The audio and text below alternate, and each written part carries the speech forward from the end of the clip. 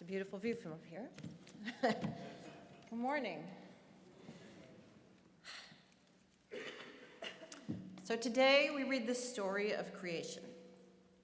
It is the story of how the world went from complete chaos and darkness to a place of structure and order, beauty and life.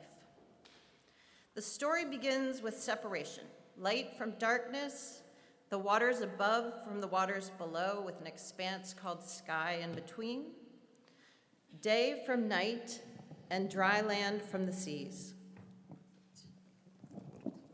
Okay, thank you.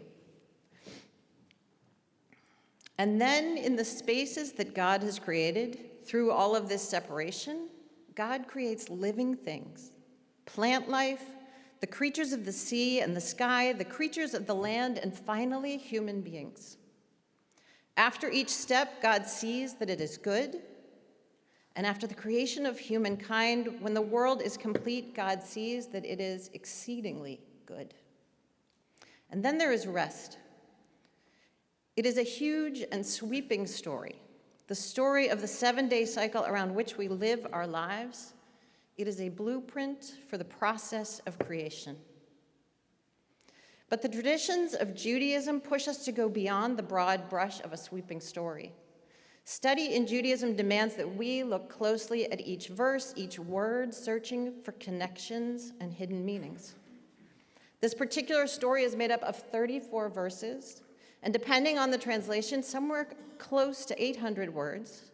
So imagine my surprise when I discovered on Friday night that Rabbi Kalman and I chose the exact same verse for closer investigation. The verse in which God creates humankind. Fortunately, she chose to focus on what it means to be human, and I want to focus on what it means to be made in the image of God.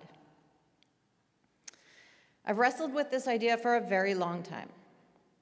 When I was young, it was simply confusing, because in my mind, the image of God that lived in my head was some combination of Charlton Heston from the end of the Ten Commandments and something like the Lincoln Monument, neither of which I had ever even seen, and I had no idea how I could be made in that image.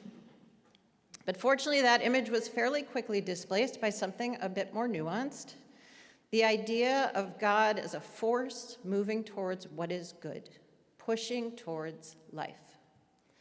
God, for me, was like the wind, or the push and pull between magnets. I could feel it, and I could see its effects around me, and I had a sense of when I was in the presence of God, but there was nothing I could point to as an image of God. God was invisible. How could I or anyone else be made in the image of something invisible? I had other questions too.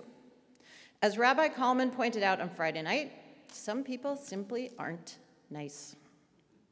A small number commit acts I cannot comprehend. And does Judaism compel me to see people who, in my mind, are following paths of true evil as being created in the image of God? I can accept the need to treat everyone with humanity, but is that the same as treating them as though they are made in the image of God? Treating them with humanity feels like an awfully low bar. Shouldn't I treat people who consistently act in ways that move toward goodness and life with something more than just humanity, with respect and admiration and support and even love?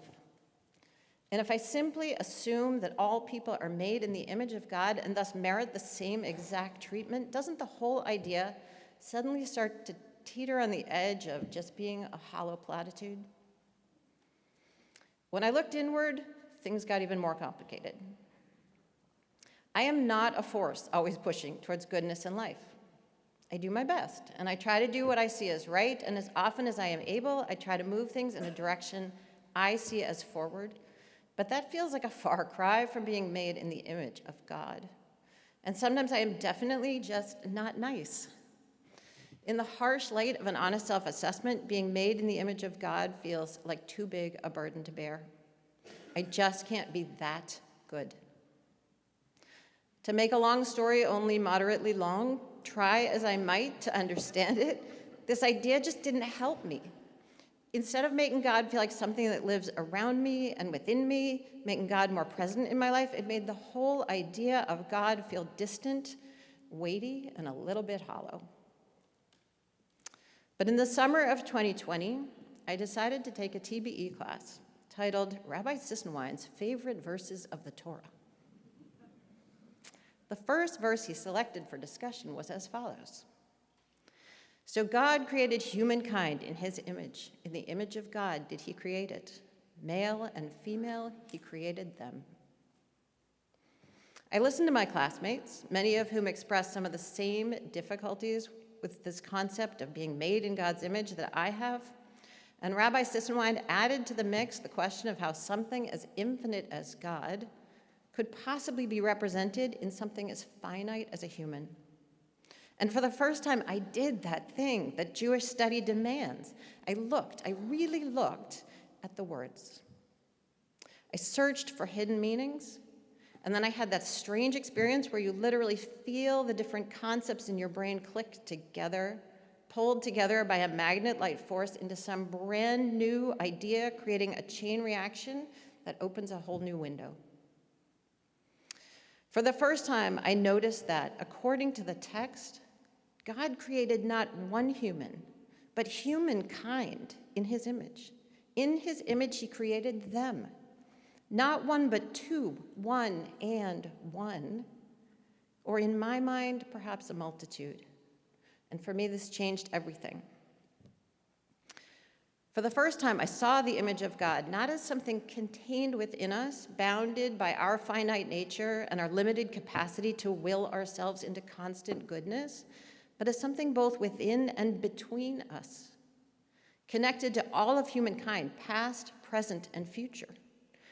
Over the course of our lifetimes, in every interaction with everything, person, and creature around us, we are a part of the image of God, reflected in the totality of humankind. We are not always good. Evil does exist. But the image of God is created by how we each and all respond to the good and the bad, and how over time we all move forward toward goodness and beauty and life. So why am I telling you this? I am not a Torah scholar, and there are no references to the wisdom of great rabbis in my Devar today because I simply don't know them. I would bet on the fact that there are rabbis out there who have said the exact opposite of what I'm saying today and could handily prove that my interpretation makes absolutely no sense. But this is my personal Torah, and I know that because it has changed me. It has made God more present for me, and Judaism commands us to share our personal Torah. It is how we keep the Torah alive. When I was small, God felt foreign. As I got older, God felt distant. But somehow seeing myself as a part of the image of God, linked to all of humanity in that image, has brought God closer. God is suddenly present for me in all of the spaces in between, in all of the back and forth with everything around me. God's image is reflected in moments of laughter and also in a heated argument where each of us is staunchly defending a position that means something to us. God's image is there every time I take only what I need, use only what is necessary. God's image is reflected when I feed my dog before I feed myself. And God's image is even there when I am not nice, when I am thoughtless or impatient or simply unkind to one of my daughters, my wife, my mother, or a friend. And they call me out for it, but also leave me the room to ask for forgiveness. Both the good and the bad fit into the image of God because good and bad no longer stand alone, but rather connect to one another in a call and response. And overall, not one alone, but one and one and one and one together, we push toward life. As any of you who know me know, I am a student of systems thinking, a discipline that proposes that everything or idea is a system in itself, made up of smaller parts, and yet that same thing or idea is simultaneously a smaller part of some greater whole, a larger system. It goes on to propose that the behavior of every system is defined primarily by the interactions between the parts rather than by the nature of the parts themselves. One of the great thinkers in the field of systems thinking was a woman named Donella Meadows, who said, "You think that because you understand one, that you must therefore understand two, because one and one makes two. But you forget that you must also understand the word and."